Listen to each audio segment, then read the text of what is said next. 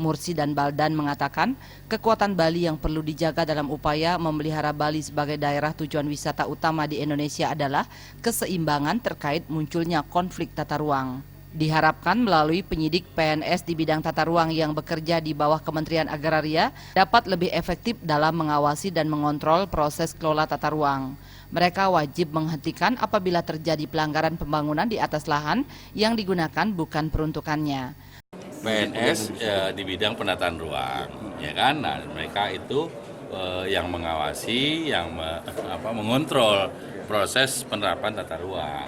Nah, supaya mereka efektif, maka dia berada langsung di bawah kementerian. Ya, ketika ada proses pembangunan sebuah bangunan mau didirikan di atas lahan yang tidak menurut tata ruang tidak boleh dibikin bangunan, maka kita PPNS punya kewenangan menghentikan. Kalau misalnya di situ untuk sawah, tiba-tiba bangun rumah atau gedung, ya kita hentikan. Selama ini kan kesannya ada pembiaran. Jadi bagaimana sudah 14 lantai baru dibilang pelanggaran? Ya nggak bener lah. Kami selalu mengingatkan bahwa kekuatan Bali yang harus kita pelihara adalah sebagai kekuatan daerah tujuan wisata utama. Makanya kerusakan lingkungan, ketidakseimbangan, munculnya konflik itu menjadi sesuatu yang tidak mungkin kita biarkan.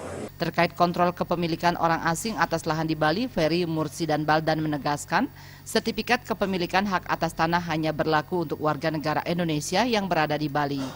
Ya kan menegaskan bahwa sertifikat ini hanya berlaku untuk warga negara Indonesia, untuk yang di Bali, ya. Sehingga nggak ada orang asing yang warga negara asing akan berpikir untuk memiliki ini.